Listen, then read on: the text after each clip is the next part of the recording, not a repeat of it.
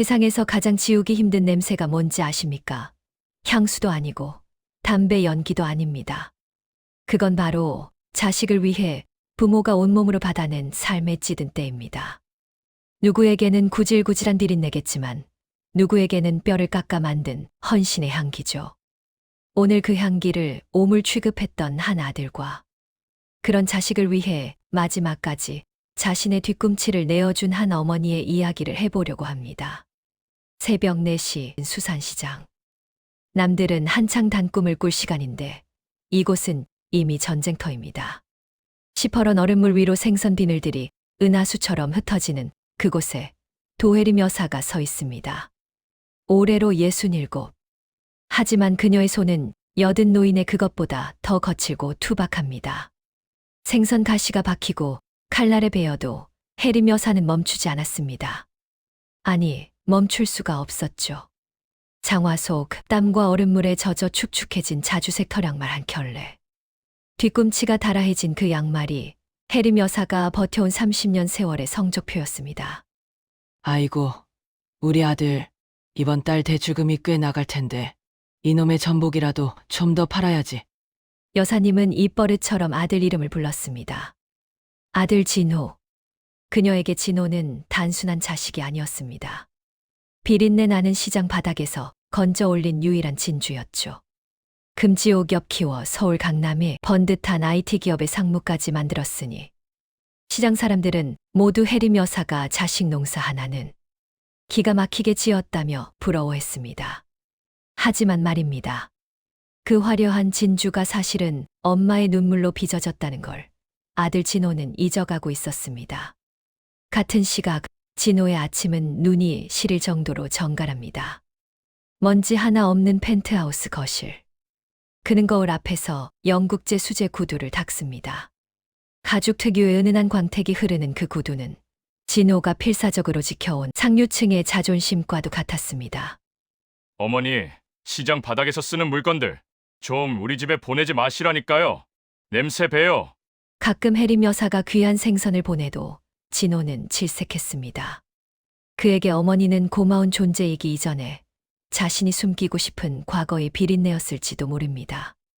그러던 어느 날 진호가 전무로 승진했다는 소식이 들려옵니다. 혜림 여사는 세상을 다 얻은 것 같았습니다. 자식의 승진 축하연에 가기 위해 그녀는 시장에서 가장 크고 싱싱한 민어와 전복을 아이스박스에 가득 채웠습니다. 우리 강아지, 애미가 가야지. 가야 하고 말고. 가장 깨끗한 옷을 꺼내 입고 서둘러 기차에 몸을 실었습니다. 그런데 너무 서둘렀던 탓일까요? 혜림 여사는 그만 장화 속에 신고 있던 그 다늘어난 자주색 털양말을 벗지 못한 채 구두를 신어버리고 맙니다. 뒤꿈치에 헌천을 덧대어 꿰맨 그 부끄러운 가난의 흔적을 말이죠. 서울의 한 5성급 호텔 연회장. 조명은 눈이 부시고 사람들의 웃음소리는 우아하기만 합니다. 그 화려한 대리석 바닥 위로 낡은 코트를 입은 혜림 여사가 나타났습니다. 양손에는 커다란 아이스박스를 들고서 말이죠. 진호야, 우리 아들. 반가움에 손을 흔드는 어머니. 그런데 사람들의 시선이 일제히 그녀의 발끝으로 향합니다.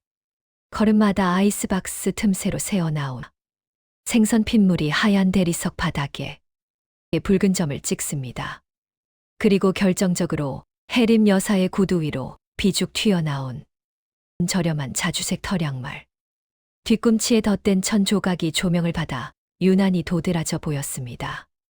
우아하게 와인을 들고 있던 장모. 박 여사가 눈살을 찌푸리며 코를 막습니다.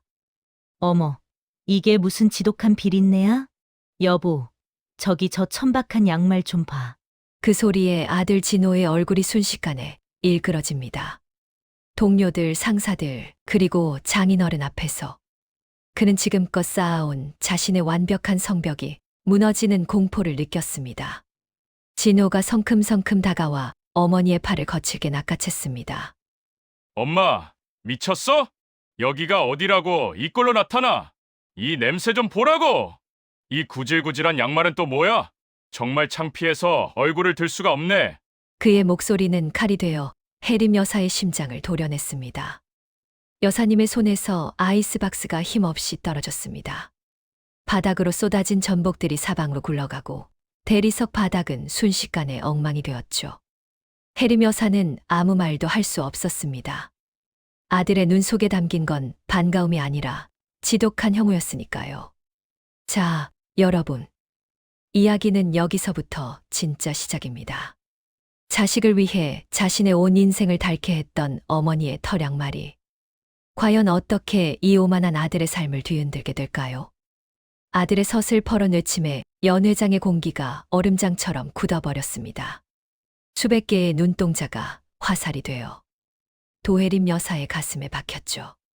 하지만 여사님은 소리를 지르지도 아들의 멱살목을 잡지도 않았습니다.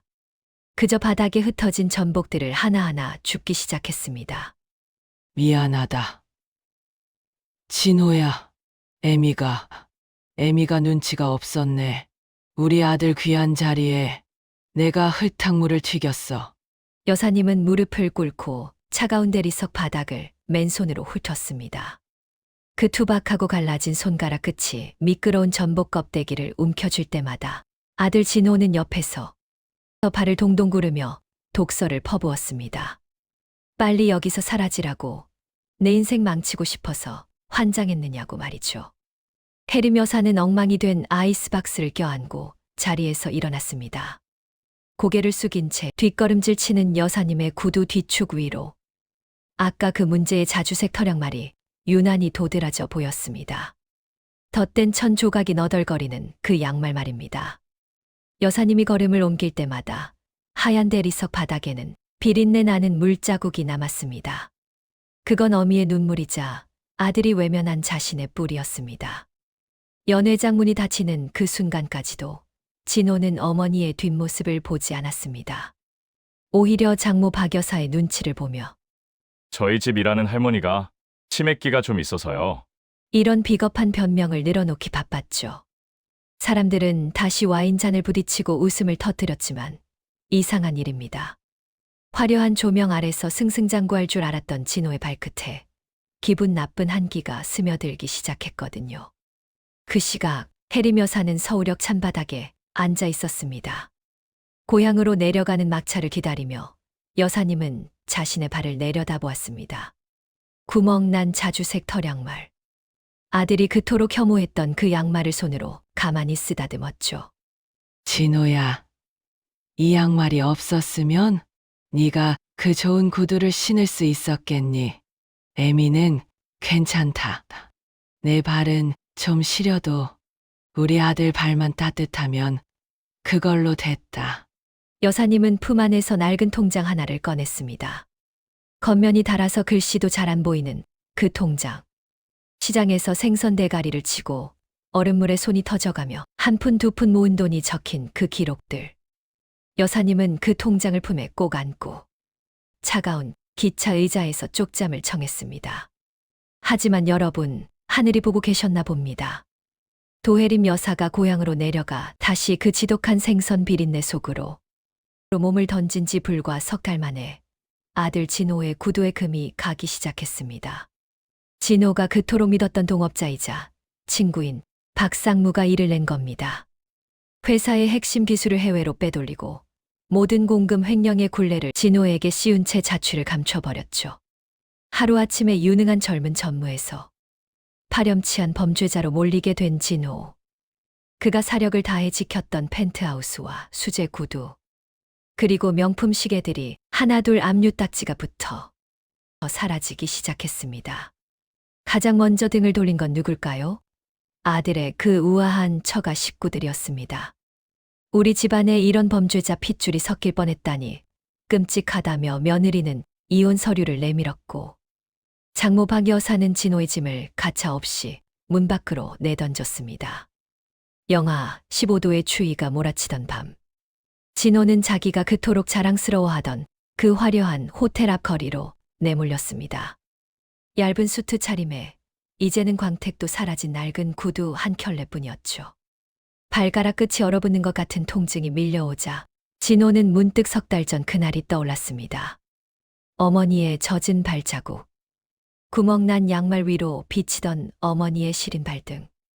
진호는 차가운 보도블록 위에 주저앉아 떨리는 손으로 핸드폰을 켰습니다. 수십 번 넘게 수신 거부를 해놓았던 엄마라는 이름. 그 이름을 누르는 진호의 손가락이 바르르 떨렸습니다. 진호는 결국 염치불구하고 고향으로 향했습니다. 갈 곳이라곤 그 비린내 나는 어머니의 곁줄기밖에 없었으니까요. 하지만 새벽 시장에 도착한 진호를 맞이한 건 따뜻한 어머니의 품이 아니었습니다. 매서운 바닷바람과 누구쇼 하고 묻는 시장 사람들의 차가운 시선뿐이었죠. 저 도혜림 씨 아들인데요. 저희 어머니 어디 계신가요? 진호가 묻자 평소 혜림 여사와 가깝게 지내던 옆가게 김씨 할머니가 생선 대가리를 치던 칼을 내려놓고 진호를 빤히 쳐다봅니다. 그 눈빛이 하도 매서워서 진호는 저도 모르게 뒷걸음질을 쳤습니다. 아, 그 호텔에서 제 어미 보고 냄새 난다고 쫓아냈다던 그 귀한 아들내미? 여긴 왜 왔어? 여긴 비린내 나서 못 견디겠다며. 자네가 신은 그 비싼 구두에 생선 핏물 튀면 어쩌려고 여길 와? 김씨 할머니의 말 한마디 한마디가 채찍이 되어 진호의 얼굴을 후려쳤습니다. 시장 상인들은 이미 다 알고 있었던 겁니다. 그날 호텔에서 혜림 여사가 어떤 수모를 당했는지, 그리고 돌아오는 기차 안에서 얼마나 소리 없이 울었는지를 말이죠. 진호는 고개를 숙인 채 혜림 여사의 노점을 찾아갔습니다.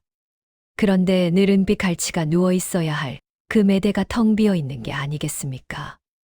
먼지만 뽀얗게 쌓인 빈 매대 위로 누군가 남겨둔 낡은 장화 한 켤레만 덩그러니 놓여 있었습니다.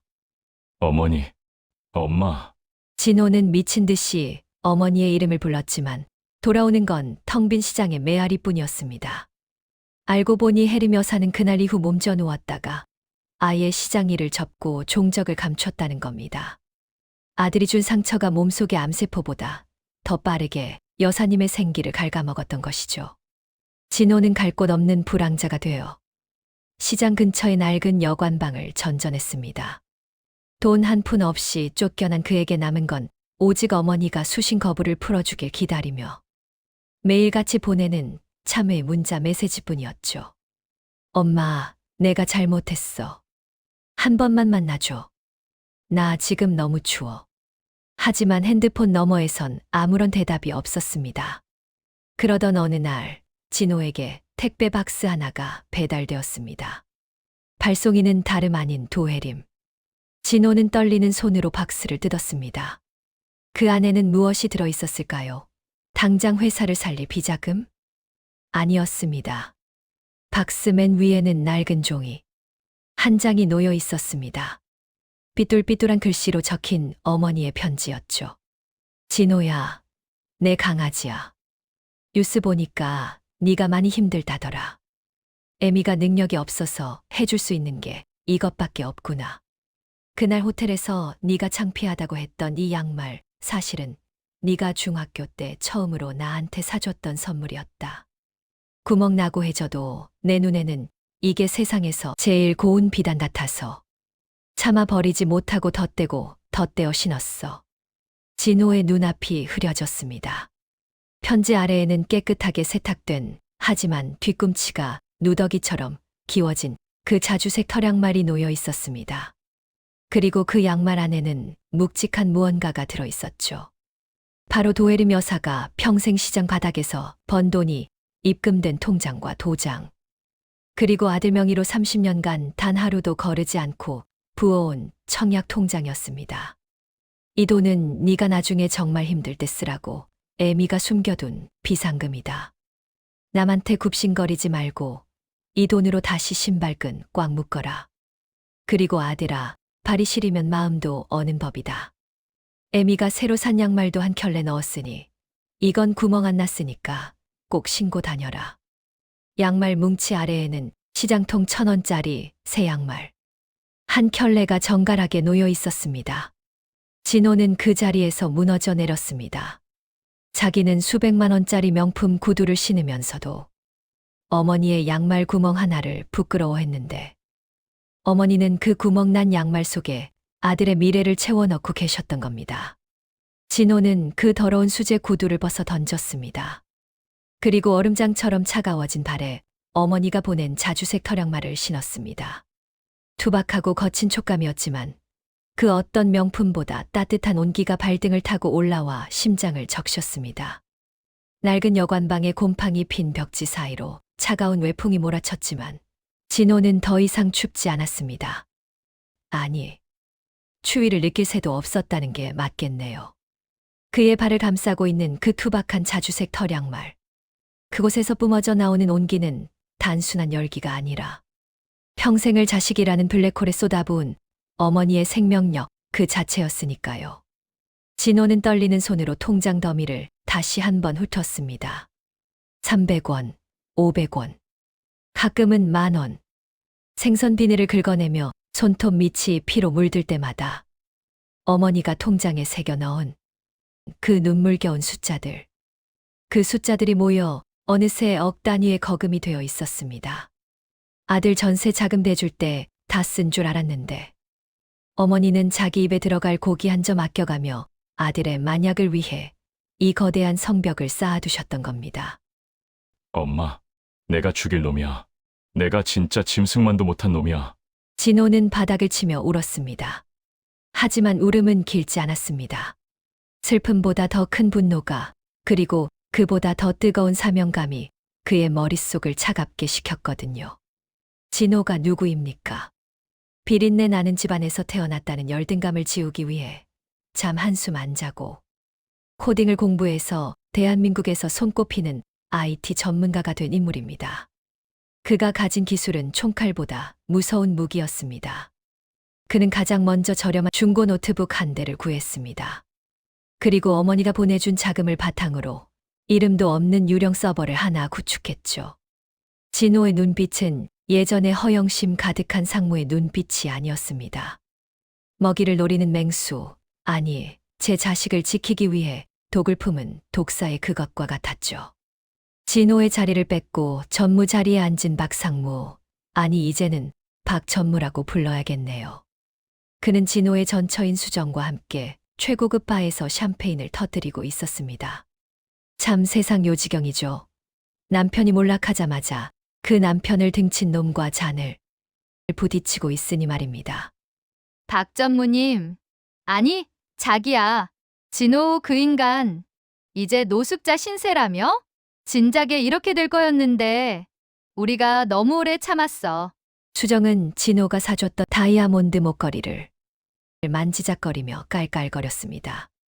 그녀에게 진호는 그저 화려한 생활을 유지해주는 현금 인출기였을 뿐입니다. 박전무 역시 탐욕스러운 미소를 지으며 그녀의 손을 잡았죠. 걱정 마. 도진호가 짜놓은 핵심 알고리즘은 이미 우리 명의로 다 돌려놨어. 이제 그놈은 세상에 없는 사람이나 마찬가지야. 감옥 가거나 길거리에서 얼어 죽거나 둘 중 하나지. 하지만 그들은 몰랐습니다. 자신들이 마시는 그 값비싼 샴페인 뒤로 보이지 않는 거미줄이 서서히 조여오고 있다는 사실을요. 진호는 어머니의 털양말을 신은 채 밤새도록 자판을 두드렸습니다. 그가 가장 먼저 한 일은 박전무가 해외로 빼돌린 회사 돈의 흐름을 역추적하는 것이었습니다. 박전무는 자기가 완벽하게 세탁했다고 믿었겠지만 그 세탁기를 만든 사람이 바로 진호였다는 사실을 간과한 게 화근이었죠. 진호는 박전무의 개인 금고라 할 수 있는 해외 유령 계좌에 조용히 논리폭탄을 심었습니다. 그리고 한때 자신의 장모였던 박 여사. 그 오만한 여자의 빌딩 임대 수익 내역과 탈세 정황까지 모조리 긁어모았습니다. 냄새 난다고 했지. 구질구질하다고 했지. 진호는 자주색 털양말을 만지며 낮게 읊조렸습니다. 진짜 구린내가 뭔지, 진짜 구질구질한 추락이 뭔지 내가 똑똑히 보여줄게. 당신들이 그토록 사랑하는 그 돈이라는 이름의 신이 당신들을 어떻게 지옥으로 끌고 가는지 지켜봐. 반격의 첫 신호탄은 의외의 곳에서 터졌습니다. 박전무가 추진하던 대규모 투자 유치 행사 날이었죠. 정재계 인사들이 모인 그 자리에서 박전무가 야심차게 준비한 새로운 IT 플랫폼의 시연이 시작되었습니다.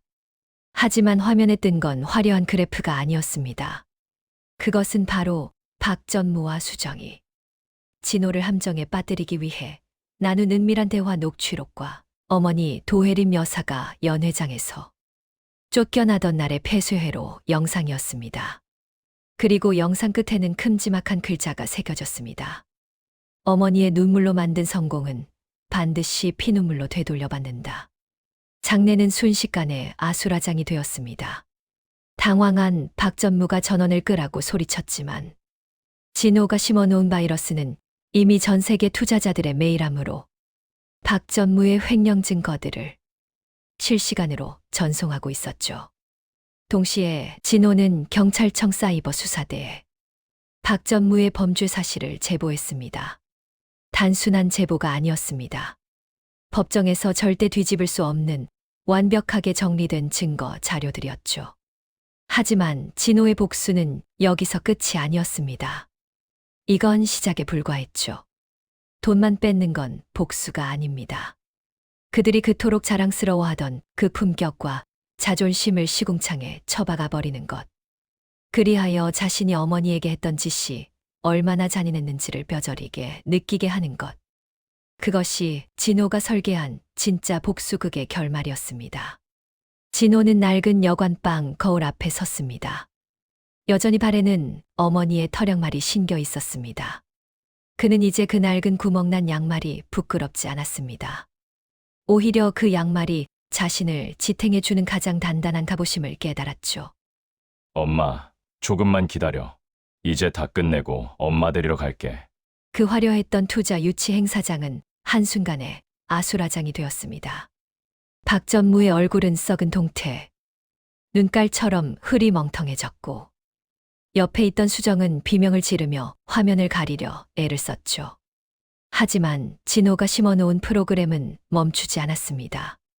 전 세계 투자자들의 모니터에는 박전무가 해외 계좌로 회사 돈 50억 원을 빼돌린 상세네 역서가 선명하게 떠올랐으니까요. 이거 다 조작이야! 누가 이런 짓을 했어? 당장 꺼! 박전무가 미친 듯이 소리를 질렀지만 이미 때는 늦었습니다. 행사장 문이 거칠게 열리며 정장을 입은 검찰 수사관들이 들이닥쳤거든요. 수백 명의 카메라 플래시가 터지는 가운데 박전무의 손목에는 차가운 은팔찌가 채워졌습니다. 자기가 진호를 몰아낼 때 썼던 바로 그 수법대로, 아니 그보다 수만 배는 더 처참하게 대중 앞에서 발가벗겨진 겁니다. 박전무가 끌려가자마자 전처수정은 살기를 찾겠다며 곧장 친정으로 달려갔습니다. 자기 엄마, 그러니까 진호의 전 장모였던 박 여사한테 매달린 거죠. 엄마, 이제 어떡해? 박전무 그 인간 잡혀갔어. 우리 돈 다 압류당하면 어떡하냐고.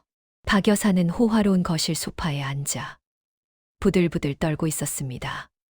하지만 그녀를 기다리고 있던 건 딸의 눈물이 아니었습니다.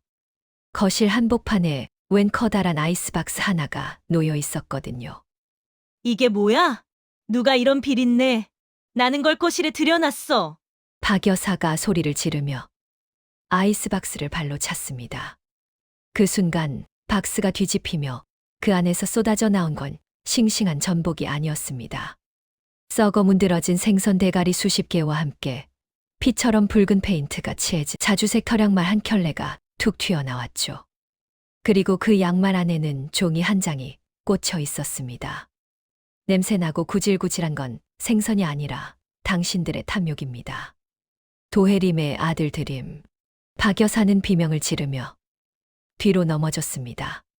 바로 그때 초인종이 울렸습니다. 이번에는 경찰이 아니라 국세청 조사관들이었습니다. 진호가 제보한 탈세 자료와 이중장부 내역이 딱 들어맞았던 거죠. 박 여사가 그토록 자랑하던 강남의 빌딩 세 채와 명품 가방들 위로 빨간 딱지가 붙기 시작했습니다. 이거 놓으라고. 내가 누군 줄 알아? 우리 사위 될 사람이. 대기업 전무야. 박 여사가 악을 썼지만 수사관들은 냉정했습니다. 그 사람은 이미 횡령과 배임 혐의로 구속 수사 중입니다. 그리고 사모님, 이 빌딩들 명의 신탁으로 돌려놓으신 거 기망행위에 의한 계약무효 소송도 들어왔습니다. 기망행위. 네, 맞습니다. 진호는 어머니의 돈으로 최고의 변호인단을 꾸렸습니다. 그리고 과거 처가 식구들이 진호의 재산을 가로채기 위해 꾸몄던 가짜 계약서들을 하나하나 찾아내 법적 근거를 확보했던 거죠. 그날 밤 수정은 텅 빈 집 거실에 앉아 오열했습니다. 전기조차 끊긴 어두운 거실에서 그녀가 할 수 있는 건 아무것도 없었습니다. 그때 그녀의 핸드폰으로 영상 하나가 도착했습니다. 발신인은 진호였습니다. 영상 속에는 진호가 도혜림 여사를 모시고 서울의 한 조용한 한옥으로 들어가는 모습이 담겨 있었습니다. 혜림 여사는 더 이상 시장의 낡은 옷이 아닌 단아한 개량 한복을 입고 환하게 웃고 있었죠. 그리고 진호가 어머니의 발에 정성스럽게 새 양말을 신겨드리는 장면에서 영상은 끝이 났습니다. 수정은 그 화면을 보며 미친 듯이 전화를 걸었습니다. 진호 씨. 여보, 내가 잘못했어. 그 박전무가 나를 꼬드긴 거야. 나 한 번만 용서해주면 안 돼? 나 지금 갈 데가 없어, 여보. 하지만 수화기 너머로 들려오는 건 진호의 목소리가 아니었습니다. 차갑고 낮은 기계음뿐이었죠. 상대방이 고객님의 번호를 차단했습니다. 며칠 뒤 구치소에 수감된 박전무는 면회온 수정과 마주 앉았습니다. 하지만 그들의 눈에 사랑이나 연민 따위는 없었습니다. 오로지 서로를 탓하는 도끼만 가득했죠. 너 때문이야. 내가 그놈 어머니 무시하지만 않았어도 도진호가 이렇게까지 독하게 나오지는 않았을 거 아냐? 박전무가 소리를 지르자 수정이도 지지 않고 유리벽을 쳤습니다. 뭐? 내 탓. 돈 빼돌리자고 먼저 제안한 게 누군데? 당신 때문에 내 인생 종쳤어. 나 당신 공범으로 안 들어가게 해. 내 집은 다 내놓으라고. 둘은 면회실에서 서로의 머리채를 잡을 듯이 싸웠습니다. 교도관들에게 끌려나가는 그들의 모습은 그들이 그토록 혐오했던 시장 바닥의 싸움보다 훨씬 더 저급하고 추악했습니다. 한편 우리 진호는 어떻게 되었을까요? 진호는 모든 재산을 정리했습니다. 박전무에게 뺏어온 회사의 지분과 장모의 빌딩 경매 자금, 그리고 자신의 남은 재산까지 모두 모아 하나의 재단을 만들었죠. 이름은 혜림재단. 평생을 시장에서 보낸 상인들의 복지와 자녀들의 장학금을 지원하는 재단이었습니다. 그리고 진호는 다시 고향으로 돌아갔습니다. 이번에는 수제 구두가 아니었습니다. 어머니가 사준 그 투박한 털양말을 신고 가벼운 운동화를 신은 채였죠. 엄마, 저 왔어요. 혜림 여사는 다시 시장 매대 앞에 앉아 있었습니다. 돈 때문이 아니었습니다. 그저 평생을 함께한 사람들과 비린내 섞인 정을 나누는 게 그녀의 유일한 낙이었으니까요. 여사님은 아들을 보자마자 말없이 생선대가리를 쳐내던 칼을 놓았습니다. 그리고는 빨갛게 부어오른 아들의 손을 꼭 잡았습니다. 왔냐? 내 강아지, 밥은 먹었어? 그 한마디에 진호는 참아왔던 눈물을 터뜨렸습니다. 펜트하우스에서도 5성급 호텔에서도 느껴보지 못했던 진짜 집의 온기가 비린내 나는 시장통 한복판에서 그를 안아주었습니다. 자, 여러분. 이야기가 여기서 끝난 줄 아셨죠? 아닙니다. 인생이라는 게 말이죠. 한 번 꼬이기 시작하면 밑바닥이 어딘지 모르게 떨어지는 법이거든요. 여러분, 사람이 제일 비참해질 때가 언제인지 아십니까? 원래 없던 사람이 계속 없는 건 그냥저냥 버틸만 합니다. 그런데 하늘이 구름 위에서 살던 사람들이 시궁창 바닥으로 떨어지면요. 그때는 숨 쉬는 것조차 고통이 되는 법입니다. 진호의 처가였던 박 여사와 그 딸 수정의 삶이 딱 그랬습니다. 강남에 번쩍이는 빌딩들이 압류당하고 사치스럽게 두르던 명품 가방들이 경매로 넘어가던 날, 수정은 제 방문을 걸어 잠그고 소리를 질렀습니다. 이건 꿈이야. 내가 왜 이런 곰팡이 냄새나는 지하방에 있어야 하는데. 엄마, 어떻게 좀 해봐. 아빠 친구들 많잖아. 국회의원 아저씨들한테 전화 좀 해보라고. 하지만 박 여사는 대답이 없었습니다. 한때 우아함의 상징이었던 그녀는 이제 초점 없는 눈으로 벽지만 바라보고 있었죠. 자기가 그토록 무시했던 비린내 나는 노인네보다 더 처참한 꼴로 난방도 안 되는 냉골 바닥에 누워 있었습니다. 그들이 쫓겨나 도착한 곳은 보증금 500만 원에 월세 40만 원짜리 지하 단칸방이었습니다. 창문을 열면 지나가는 사람들의 발바닥만 보이는 딱 혜림 여사가 신었던 그 낡은 양말 같은 방이었죠. 수정은 매일같이 거울을 보며 울었습니다. 관리를 못 받아 푸석해진 피부, 명품 화장품 대신 마트에서 산 저렴한 크림을 발라야 하는 현실. 그녀는 그 스트레스를 엄마인 박 여사에게 풀기 시작했습니다. 엄마 때문이야. 엄마가 그때 도진호 엄마를 그렇게 대놓고 무시하지만 않았어도 그 인간이 이렇게까지 독하게 굴지는 않았을 거 아냐. 엄마의 그 쓸데없는 자존심 때문에 내 인생이 다 망가졌다고. 박 여사도 참지 않았습니다. 자식을 위해 평생을 바친 혜림 여사와는 달리 박 여사는 자식을 자신의 액세서리쯤으로 여겼던 사람이었으니까요. 뭐, 내가 박전무랑 눈 맞아서 도진호 뒤통수 칠 때는 좋았지? 내가 그놈이랑 바람만 안 피웠어도 우리가 횡령 공범으로 몰리지는 않았어. 다 너 때문이야. 이 망할 년아. 모녀는 매일같이 싸웠습니다. 어제의 동지가 오늘의 적이 된 거죠. 배고픔과 추위 앞에서 그들이 그토록 자랑하던 품격은 이미 개밥 그릇에 던져진 지 오래였습니다. 그러던 어느 날 수정은 마지막 희망을 품고 진호가 세운 해림재단을 찾아갔습니다. 그래도 한때 부부였으니 구걸이라도 하면 푼돈이라도 던져주지 않을까 하는 파렴치한 생각이었죠. 그녀는 시장 입구에서 산 제일 싼 옷을 입고 눈물 연기까지 준비하며 재단 사무실 앞에 섰습니다. 하지만 그곳에서 그녀가 마주한 건 진호가 아니었습니다.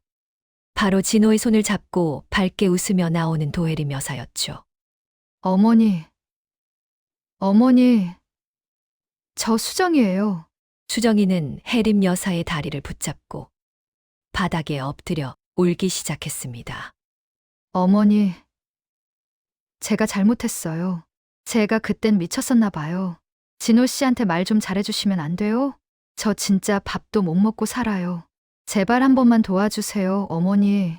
시장을 지나가던 사람들이 걸음을 멈추고 구경하기 시작했습니다. 혜림 여사는 가만히 멈춰서서 자신의 발치를 붙잡고 있는 수정을 내려다보았습니다. 예전 같았으면 애구, 불쌍해라 하며 손을 내밀었을 혜림 여사였지만 이제 그녀의 눈빛은 단단한 바위처럼 흔들림이 없었습니다. 여사님은 천천히 허리를 숙여 수정의 손을 떼어냈습니다. 그리고는 품 안에서 무언가를 꺼내 수정의 손에 쥐어주었습니다. 이게 뭐예요? 수정이 눈물 젖은 눈으로 손바닥을 펼쳤습니다. 그곳엔 꼬깃꼬깃한 1,000원짜리 몇 장과 그날 연회장에서 수정이 그토록 비웃었던 자주색 털양말, 새것 한 켤레가 놓여 있었습니다. 진어라. 발실이면 마음도 어는 법이다. 혜림 여사의 목소리는 낮고 차분했습니다. 내가 나한테 냄새 난다고 했지? 그 냄새는 생선 냄새가 아니라 자식 키우는 어미의 땀 냄새였다. 그런데 너한테서는 지금 진짜 썩은 냄새가 나는구나. 사람의 진심을 이용하고 남의 눈에 피눈물 나게 한 그 욕심 냄새 말이다. 여사님은 뒤도 돌아보지 않고 진호의 부축을 받으며 차에 올라탔습니다. 수정은 길바닥에 주저앉아 그 촌스러운 자주색 털양말을 쥐고 멍하니 서 있었습니다. 사람들의 비웃음 소리가 귓가를 때렸죠. 어머, 저 여자 예전에 그 잘나가던 진호 부인 아냐? 세상에, 꼴 좋네. 남편 배신하고 바람 피우더니 결국 저 양말 한 켤레 얻어가는구나. 수정은 그제야 깨달았습니다. 진호가 자신을 고소하거나 감옥에 보내지 않은 이유를요. 죽이는 것보다 더 고통스러운 건 자기가 멸시했던 사람들에게 동정을 받으며 평생 그들의 발치에서 살아가는 것임을 진호는 알고 있었던 겁니다. 한편 구치소에 있는 박전무는 어땠을까요? 그는 감옥 안에서도 권력을 잡으려 했었지만 돈도 백도 사라진 그에게 남은 건 방장들의 잔심부름뿐이었습니다. 명품 시계를 차던 손목에는 설거지 독이 올랐고 수제 구두를 신던 발에는 무좀과 동상이 걸려 피고름이 났습니다. 그럴 때마다 그는 벽을 치며 울부짖었습니다. 도진호, 내가 나가기만 해봐. 너랑 내 엄마 가만 안 둬. 하지만 그가 나갈 날은 멀기만 했습니다. 진호가 제출한 증거들은 너무나 완벽했고 박 전무가 해외로 빼돌린 자금들은 이미 해림재단에 의해 공익자금으로 회수되어 버렸거든요. 그는 이제 평생을 차가운 시멘트 벽 안에서 자기가 비웃었던 가난한 사람들의 한 섞인 통곡을 들으며 살아야 할 처지가 되었습니다. 자, 이제 우리 혜림 여사와 진호의 이야기를 해볼까요? 진호는 어머니를 모시고 시장 근처 작은 빌라로 이사했습니다. 펜트하우스보다 훨씬 작았지만 그곳엔 항상 구수한 된장찌개 냄새와 어머니의 따뜻한 온기가 가득했습니다. 진호는 매일 퇴근길에 시장에 들러 어머니가 좋아하는 간식을 샀고 주말이면 어머니의 퉁퉁 부은 발을 직접 씻겨드렸습니다. 엄마, 힘들지 않아요? 이제 시장 일은 그만두고 좀 쉬시하니까. 진호의 말에 혜림 여사는 환하게 웃으며 대답했습니다. 쉬긴 뭘 쉬냐. 내 손길 기다리는 초기들이 저렇게 많은데. 그리고 아들아, 내가 이 손을 놀려야 내 발등이 따뜻한 거다. 진호는 어머니의 무릎에 머리를 기대었습니다. 세상에서 가장 비싼 구두를 신었을 때보다 어머니의 무릎 위에서 서량말을 신은 채 도란도란 이야기를 나누는 지금이 훨씬 더 행복하다는 걸 그는 이제야 알게 되었습니다. 하지만 여러분, 하늘은 가끔 시련을 통해 더 큰 가르침을 주기도 합니다. 평화롭던 어느 날, 혜림 여사가 시장 한복판에서 쓰러졌다는 소식이 들려왔습니다. 평생을 얼음물에 손 담그고 쉬지 않고 달려온 몸에 드디어 과부하가 걸린 것이죠. 응급실로 달려온 진호는 의사의 청천벽력 같은 소리를 듣게 됩니다. 도해림 환자분, 심장 판막이 많이 약해지셨습니다. 평생 너무 무리하신 탓이에요. 수술을 해도 예전처럼 활동하시기는 힘들 겁니다. 진호는 눈앞이 캄캄해졌습니다. 내가 복수하면, 내가 성공하면 어머니를 행복하게 해줄 수 있을 줄 알았는데 정작 어머니의 시간은 얼마 남지 않았을지도 모른다는 공포가 그를 덮쳤습니다. 과연 혜림 여사는 다시 일어날 수 있을까요? 그리고 진호는 어머니의 마지막 소원을 들어줄 수 있을까요? 병원 복도의 하얀 조명은 잔인할 정도로 차가웠습니다. 진호는 수술실 문 앞에 빨간 불빛을 멍하니 바라보며 자신의 손을 내려다보았습니다. 어머니의 비린내를 혐오하며 닦고 또 닦았던 자신의 손. 하지만 정작 그 손이 닦아내야 했던 건 어머니의 주름진 이마에 맺힌 식은땀이었다는 걸 왜 이제야 알게 된 걸까요?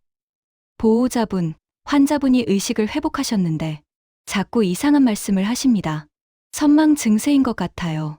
간호사의 부름에 진호가 달려간 병실. 그곳엔 강인했던 도혜림 여사는 온데간데 없고 어린아이처럼 몸을 웅크린 채 허공을 휘젓는 작은 노파가 누워 있었습니다. 진호야, 구두 닦아야지. 우리 강아지 내일 학교 가려면 구두가 반짝거려야 하는데 애미 손이 비려서 미안해. 비누로 10번을 닦았는데도 냄새가 안 가시네. 혜림 여사는 보이지 않는 구두를 닦는 신용을 하며 울먹였습니다. 진호의 가슴이 무너져 내렸습니다.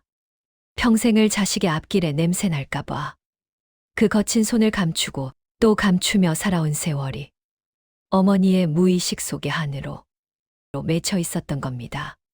진호는 어머니의 마른 손을 잡았습니다.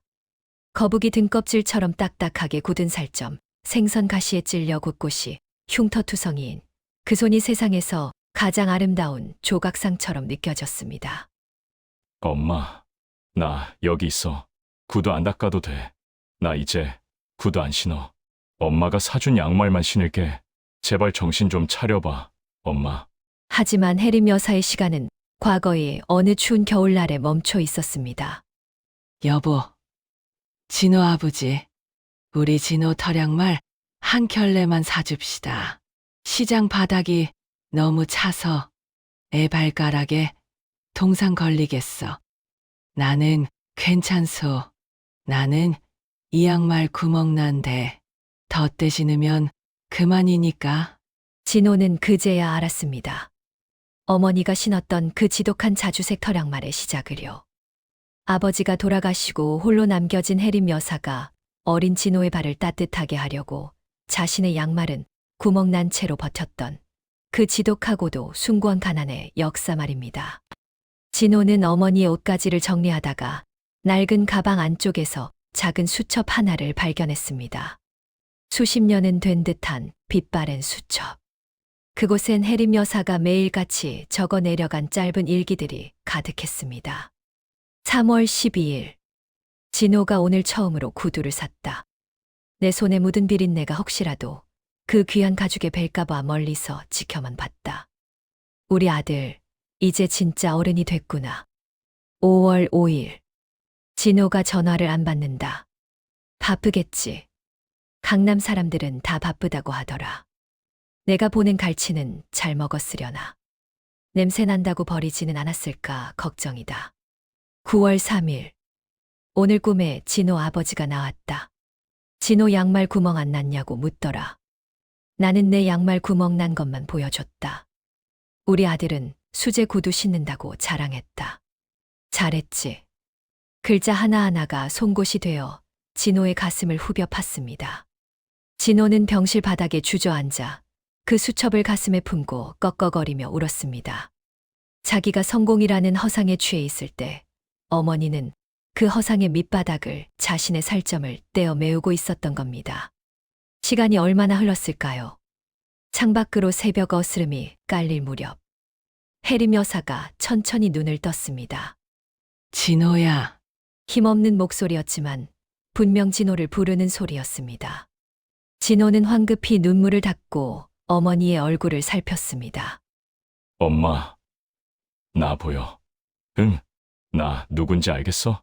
혜림 여사는 희미하게 미소 지으며 진호의 뺨을 만졌습니다. 알지. 내 강아지. 왜 이렇게 눈이 부었어? 못난 애미 때문에 고생이 많지? 아니야, 엄마. 내가 잘못했어. 내가 진짜 잘못했어. 나랑 같이 오래오래 살아야지. 나 이제 엄마 없으면 못 살아. 혜림 여사는 고개를 가로저었습니다. 그리고는 떨리는 손으로 진호의 발끝을 가리켰습니다. 진호의 발에는 여전히 그 낡은 자주색 털양말이 신겨 있었습니다. 진호야. 그 양말 이제 그만 신어라. 애미가 새로 사준 거 있잖아. 구멍 안 난 거. 그거 신고 다시 세상 밖으로 나가. 너는 저 시장 바닥에서 썩을 인재가 아니야. 애미 비린내는 내가 다 안고 갈 테니까 너는 좋은 냄새, 나는 사람으로 살아라. 싫어, 엄마. 나 엄마 냄새가 제일 좋아. 나 엄마 옆에서 생선 팔면서 살 거야. 바보 같은 놈. 애미 마음을 그렇게 몰라? 내가 번듯하게 사는 게 내 인생의 유일한 상장인데 그걸 내가 찢어버리면 나는 어떡하냐? 혜림 여사는 마지막 힘을 다해 진호의 손을 꼭 쥐었습니다. 약속해라. 내 양말 자국 따라오지 말고 내가 닦은 그 반짝이는 구두 신고 앞으로만 가겠다고. 대신 가끔 발바닥이 뜨거워지면 그때만 한 번씩 이 애미 생각해 주렴. 그 말을 끝으로 혜림 여사는 긴잠에 빠져들었습니다. 기계음이 고요한 병실을 메웠고 진호는 비명을 지르며 어머니의 이름을 불렀습니다. 하지만 어머니의 얼굴은 그 어느 때보다 평온했습니다. 마치 일생의 숙제를 다 마친 아이처럼 가벼운 모습으로 말이죠. 장례식장은 화려하지 않았습니다. 하지만 시장의 상인들이 모두 가게 문을 닫고 찾아왔습니다. 그들은 저마다 혜림 여사에게 받은 은혜를 이야기하며 눈시울을 붉혔습니다. 도여사가 내 자식 등록금 보태줬는데 우리 집 불났을 때 자기 전세금 빼서 빌려준 사람이야. 저 양반이. 진호는 조문객들을 맞이하며 비로소 깨달았습니다. 어머니가 남긴 진짜 유산은 통장에 적힌 숫자가 아니었다는 것을요. 그것은 사람들의 가슴 속에 남겨진 따뜻한 온기였고 어떤 비린내도 덮을 수 없는 고결한 인격이었습니다. 장례가 끝나고 진호는 다시 펜트하우스로 돌아가지 않았습니다. 그는 어머니의 노점이 있던 자리에서 가난 때문에 꿈을 포기하려는 아이들에게 양말을 나눠주고 신발을 사주었습니다. 그리고 진호는 매일 아침 어머니가 남긴 그 자주색 털양말을 정성스럽게 세탁해 햇볕에 말립니다. 이제 그 양말은 부끄러운 가난의 상징이 아닙니다. 진호의 삶을 지탱하는 가장 고귀한 훈장이자 길을 잃을 때마다 방향을 알려주는 나침반이 되었습니다. 자, 여러분. 이제 제 이야기도 막바지에 다다랐네요. 성공이라는 이름의 구두가 여러분의 발을 조여올 때 혹시 곁에 있는 누군가의 양말 구멍을 외면하고 있지는 않나요? 그 구멍 사이로 비치는 건 가난이 아니라 당신을 위해 닳아 없어진 누군가의 인생일지도 모릅니다. 마지막으로 우리 진호를 배신했던 그 인간들은 어떻게 되었냐고요? 장례식을 마친 뒤 진호는 가장 먼저 전처수정과 전장모, 박 여사가 살고 있는 그 낡은 단칸방을 찾았습니다. 그들에게 복수하기 위해서가 아니었습니다. 어머니가 남긴 그 마지막 자비가 그들의 삶을 어떻게 바꾸어 놓았는지, 아니, 그들이 과연 인간의 도리를 깨달았는지 확인하고 싶었을 뿐이죠. 비좁은 골목길 하수구 냄새가 진동하는 지하방 문을 열었을 때 진호가 본 것은 지옥의 축소판이었습니다. 한때 우아하게 클래식을 듣던 박 여사는 이제 시장에서 사온 저렴한 소주병을 머리맡에 두고 넋이 나간 채 앉아 있었고 수정은 빨간 고무장갑을 낀 채 산더미처럼 쌓인 식당 불판을 닦고 있었습니다. 여보! 진호씨! 진호를 보자마자 수정이 불판을 내팽개치고 달려왔습니다. 그녀의 손은 이미 예전에 그 고왔던 손이 아니었습니다. 세제독이 올라 벌겋게 짓무르고 손톱 밑에는 지워지지 않는 거뭇한 때가 박혀 있었죠. 바로 도혜림 여사가 평생을 견뎌왔던 그 노동의 흔적이었습니다. 진호씨. 나 좀 살려줘. 나 이러다 진짜 죽어. 하루 종일 불판 닦아서 5만 원 받아. 우리 엄마는 정신이 나가서 매일 술만 마시고. 나 진짜 한 번만, 딱 한 번만 도와주면 안 돼? 진호는 그녀의 손을 가만히 내려다보았습니다. 그리고는 어머니가 남겼던 그 자주색 털양말을 떠올렸습니다. 수정아, 내 손목에 박힌 그 흉터들 말야. 우리 어머니는 그걸 30년 넘게 훈장처럼 달고 사셨어. 너는 겨우 석 달 하고 죽겠다고 아우성이니? 진호의 목소리는 분노조차 섞이지 않은 아주 건조하고 차가운 겨울바람 같았습니다. 어머니가 너한테 양말을 주신 건 추우니까 신으라는 뜻이 아니었어. 그 양말 구멍을 메우며 살아온 사람들의 마음을 10분의 1이라도 헤아려 보라는 마지막 기회였지.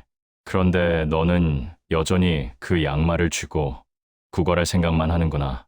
진호는 품 안에서 서류 봉투 하나를 꺼내 탁자에 놓았습니다. 수정이의 눈이 번쩍 뜨였습니다. 이거 돈이야? 합의금이야? 아니, 내가 박전무랑 공모해서 빼돌렸던 자금들의 최종 환수고지서야. 내가 닦아야 할 불판은 아직 수만 장이 더 남았다는 뜻이지. 평생을 닦아도 어머니가 흘린 눈물 한 방울 값도 안 되겠지만 그래도 닦아라. 그게 내가 이 세상에서 숨 쉴 수 있는 유일한 이유니까. 진호는 뒤도 돌아보지 않고 방을 나왔습니다. 등 뒤에서 수정의 비명과 박 여사의 헛웃음 소리가 들려왔지만 진호의 발걸음은 그 어느 때보다 가벼웠습니다. 진정한 복수는 그들을 죽이는 것이 아니라 그들이 그토록 경멸했던 낮은 곳의 삶을 평생토록 살아내게 하는 것임을 그는 알게 되었습니다. 한편 교도소에 수감된 박전무는 매일 밤 악몽에 시달렸습니다. 차가운 시멘트 바닥에서 잠을 청할 때마다 자신의 발을 짓누르는 환각 때문이었죠. 꿈속에서 도혜림 여사는 아무 말 없이 그의 발에 자주색 털양말을 신겨주었습니다. 그런데 그 양말이 신겨지는 순간 발이 따뜻해지는 게 아니라 천근만근 무거운 쇳덩이가 되어 그를 심해 속으로 끌어내리는 겁니다. 그는 감옥 안에서 스스로 목숨을 끊으려 몇 번이나 시도했지만 그조차 뜻대로 되지 않았습니다. 진호가 고용한 최고의 의료진과 감시 인력들이 그를 가장 건강한 상태로 오래도록 복역하게 만들고 있었거든요. 죽음보다 더한 삶, 그것이 박전무에게 내려진 형벌이었습니다. 1년 뒤 수산시장 입구에는 작지만 단단한 건물이 하나 들어섰습니다. 기존의 해림재단을 더 확장했습니다. 도해림 기념 장학재단. 그곳에 이사장이 된 진호는 매일 아침 시장 상인들과 함께 경매 현장을 누빕니다. 이제 그는 명품 수제 구두 대신 튼튼한 장화를 신습니다. 그리고 장화 속에는 항상 어머니가 남긴 것과 똑같은 자주색 털양말이 신겨져 있죠. 어느 눈 내리는 겨울 아침이었습니다. 진호는 시장 매대 한 구석에 앉아 계신 최 씨 할머니에게 다가갔습니다. 할머니, 날씨가 너무 춥네요. 이거 하나 신으세요. 진호가 건넨 건 정갈하게 포장된 새자주색 털양말이었습니다. 할머니는 환하게 웃으며 진호의 손을 잡았습니다. 아이고, 도여사 아들 아니랄까봐. 손끝 매운 건 엄마 빼다 박았네. 고맙네, 이사장. 올해는 발가락 시릴 일 없겠어. 진호는 할머니의 웃음을 보며 하늘을 올려다보았습니다. 떨어지는 눈송이 사이로 어머니의 인자한 미소가 보이는 것 같았습니다. 엄마, 이제 내 발은 하나도 안 시려요. 엄마가 남겨준 온기가 너무 뜨거워서 이 겨울이 가는지도 모르겠어. 진호는 어머니의 노점이 있던 자리에 서서 잠시 묵념했습니다. 이제 그곳은 비린내 나는 생전의 일터가 아니라 수많은 아이의 꿈이 자라나는 비옥한 토양이 되었습니다. 해림재단에서 지원받은 아이들이 대학에 합격했다는 편지를 보내올 때마다 진호는 그 편지들을 어머니의 묘소 앞에 가져가 하나하나 읽어드렸습니다. 엄마, 이번에 장학생이 된 민수라는 아이는요. 나중에 훌륭한 의사가 돼서 엄마처럼 아픈 사람 고쳐주겠대요. 엄마가 시장 바닥에서 닦아낸 그 비늘들이 이제 아이들의 날개가 됐어요. 인생이라는 긴 마라톤에서 진호는 한때 잘못된 길로 들어섰습니다. 화려한 구두가 자신을 지켜줄 줄 알았고 명품 시계가 자신의 가치를 증명해 주는 줄 알았죠. 하지만 그 모든 껍데기가 벗겨졌을 때 그를 마지막까지 지탱해 준 건 그가 그토록 부끄러워했던 어머니의 구멍난 털 양말이었습니다. 자, 여러분. 이제 제 이야기도 정말 끝이 났네요. 오늘 밤 집에 돌아가시면 현관에 놓인 부모님의 신발을 한번 가만히 들여다보세요. 뒷굽이 얼마나 달아있는지, 그 신발 속에 감춰진 양말에 혹시 구멍이 나지는 않았는지 말입니다. 그 구멍은 가난의 흔적이 아닙니다. 당신의 인생을 조금이라도 더 높이 올려주기 위해 자신의 삶을 바닥에 갈아 넣은 헌신의 증거입니다. 비린내 난다고 코를 막지 마세요. 그 비린내야말로 이 세상에서 가장 고귀한 희생의 향기니까요. 우리는 가끔 잊고 삽니다. 내가 지금 딛고 서 있는 이 단단하고 화려한 바닥이 사실은 누군가에 닳아 없어진 살점 위라는 것을요. 성공이라는 이름의 향수가 아무리 짙어도 그 밑바닥에 흐르는 삶의 비린내를 지울 수는 없습니다. 아니, 지워서도 안 되는 것이었죠. 그 비린내야말로 자식을 위해 제 몸이 썩어가는 줄도 모르고 바다로 뛰어들었던 한 여자의 가장 고결한 향기였으니까요. 도혜림 여사는 떠났지만 그녀가 남긴 건 통장 속의 숫자 몇 개가 아닙니다. 자식의 모진 말에 심장이 도려내지면서도 그 자식의 발이 시릴까봐 새 양말을 사두었던 그 미련하고도 숭고한 사랑. 그것이 이제 진호의 삶을, 그리고 이 이야기를 듣는 우리의 마음을 지탱하는 유일한 온기가 되었습니다. 여러분, 지금 여러분의 발치에는 무엇이 놓여 있습니까? 혹시 여러분의 성공을 위해 자신의 뒤꿈치를 기꺼이 내어준 누군가의 낡은 양말을 구질구질하다는 이유로 외면하고 있지는 않나요? 그 구멍 사이로 비치는 건 가난이 아니라 당신을 대신해 세상의 모진 풍파를 다 받아낸 숭고한 흉터입니다. 비린내 나던 자주색 털양말. 그 투박한 양말 한 켤레가 묻고 있습니다. 당신은 지금 당신의 뿌리를 어떤 눈으로 바라보고 있느냐고 말이죠. 어머니의 낡은 수첩 마지막 장에는 이런 글귀가 적혀 있었습니다. 내 발등이 시린 건 참아도 내 강아지 발등에 설이 앉는 건 못 보겠다. 그게 어미다. 여러분의 오늘 하루도 누군가의 헌신으로 지켜낸 그 소중한 온기만큼 따뜻하기를 바랍니다.